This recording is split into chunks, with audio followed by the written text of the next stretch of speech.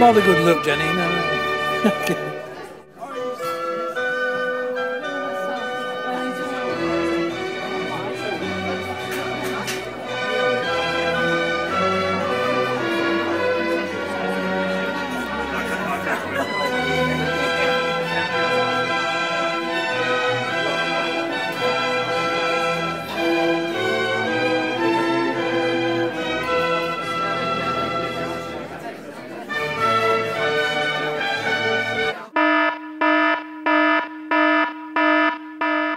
Needful.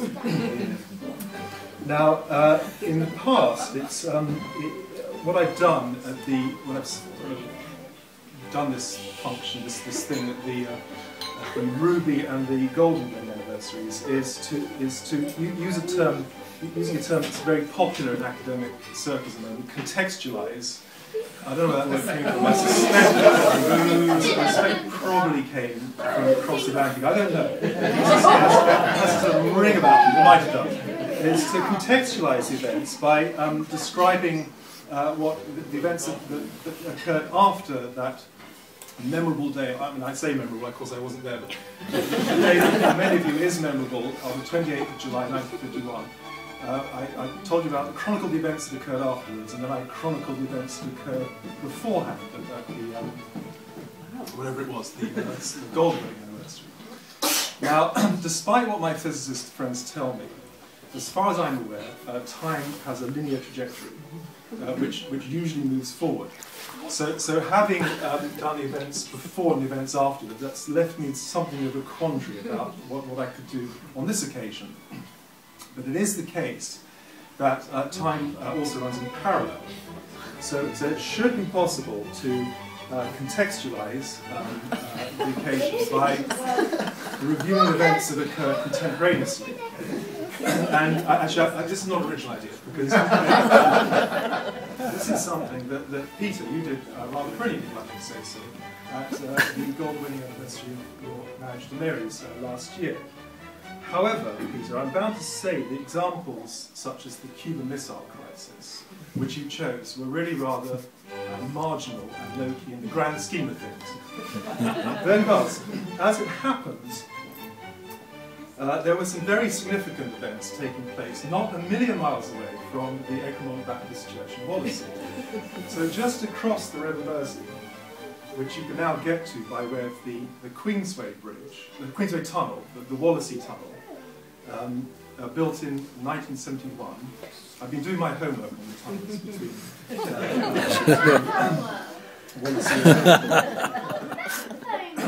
I have been doing my homework. Take notes, boys, take notes.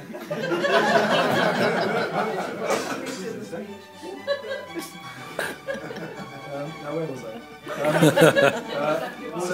Wallasey Tunnel, thank you. So there were very significant events taking place, very close to the Egremont Baptist Church in Wallasey, which you can get to, as I say, by way of the Queensway Tunnel, which sort of connects Wallasey with this centre of influence in much the same way that the Channel Tunnel now connects the United Kingdom to Brussels and Europe, which is another contextualised analogy. So in 1951, things were not as good as they might have been, because even though the country was still basking in the glory of one of the great reforming Labour governments under Clement Attlee, one of my heroes, events at Anfield, the home of Liverpool Football Club, were not quite as rosy as they might have been, because in that particular year, they finished 9th in Division 1. Not bad. Well, it's original these days. Disappointing, because a team that plays in red and white from North London, who goes by the ridiculous name of the Gooners, actually finished. Quite. This wasn't rehearsed. I'd finished 5th on that occasion. 10 years on, which is the tin anniversary, the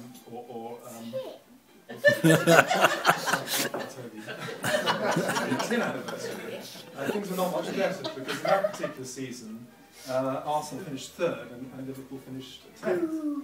10th in the 2nd division. So we fast forward now to the silver wedding anniversary, the 25th wedding anniversary.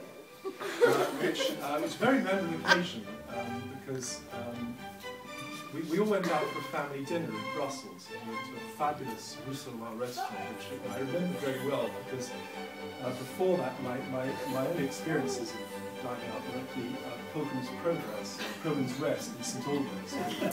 They served up syrup pudding and custard and roast beef and Yorkshire pudding. And I'm sure that's not what we had in this restaurant in Brussels. But on that particular year, Liverpool were Division 1 champions, and so the natural order of things has been restored. And if you're remotely interested, the Gooners finished 17th. Thereafter, I'm afraid, the record gets a little vague, so I'm not entirely sure what the state of affairs was in 2001. But we all of us can feel uplifted, not only by this event today, but by also by the realization that, in fact, the Reds of Liverpool are on the brink of restoring themselves to world domination, having made some very significant signings this summer, which some of you know about, under the leadership of the great King Kenny, who is to Liverpool what Kim Il-sung has been to North Korea in the past. Now, the very perceptive amongst you will have realised that this account of the sphere of influence and its significance of Anfield is but a metaphor for the two people who we have gathered here today to celebrate their wedding anniversary. Or, as Toby said this morning, Graham's wedding anniversary. Slight contextual confusion, I think, there. Wedding university. And this is because Mum and Dad have been, for all of us, the immediate and the extended family, the boot room. The hub where we have obtained so much love and support and guidance so consistent for so many years that has enabled us all, I can extend this analogy to the point of boring you, so that we can all go out on the pitch and perform with the confidence that we've all been able to do.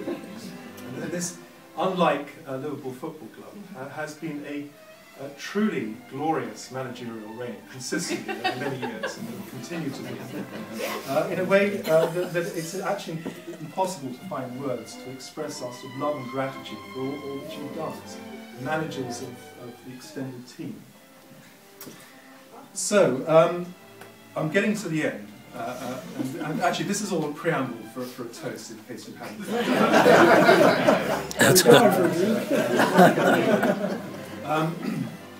So I was thinking how I could sort of conclude before we toasted Mum and Dad, and I was reminded of Dad's speech at the Ruby winning anniversary in 1991 in the garden at 15 Galley Lane. And you chose that wonderful literary quote from Disraeli. Disraeli the novelist, not Disraeli the politician. The one about, I can't remember the details, but it's from Sybil. It's about the harshest critic for the perfect wife. So, so I thought I'd try and find a similarly literary quote.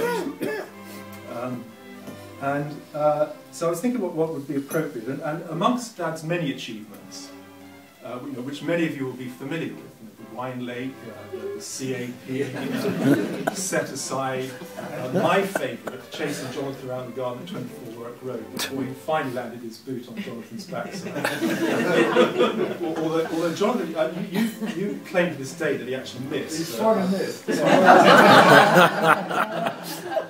I remember that very well because I sort of watched this with the same sort of schadenfreude that I see on Toby's face whenever George is being told off, which isn't very often, I should point out. Well, it is. What I think Dad's greatest achievement is none of those things, but is having read the entire works of one of the least succinct and most wordy of all the Victorian novelists, and there are some pretty stiff competition against Victorian novelists, the collected works of Anthony Trollope. So I had a quick read through the entire to try and find some quotes. And actually, the first one I came to was from his autobiography about his time at Harrow. which I thought I'd just tell you because I thought, Nico, it might resonate with you. And Nico, I'm delighted to see that you've chosen trousers of such. I'm going to have to get this out because I can't remember this quote. But I'm glad to see you've chosen the same trousers, which means that I really like as a fashion icon. Dressed in the same. And I know it's a huge disappointment to you, Nico. It's very uplifting. I can't remember this quote, so I'm going to have to read it out. But this is a quote from Trollope, which is not the quote of the book which I'm going to preface the toast with, I should add. But he must have known me had he seen me as he was wont to see me, for he was in the habit of flogging me constantly. Perhaps he didn't recognise me by my face. I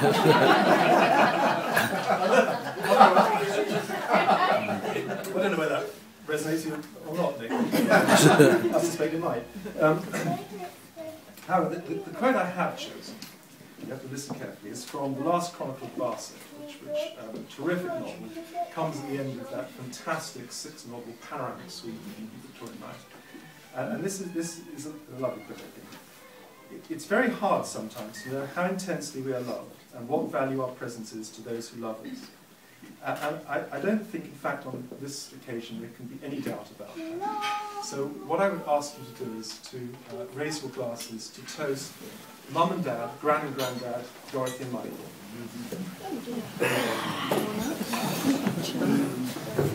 Mum and Dad.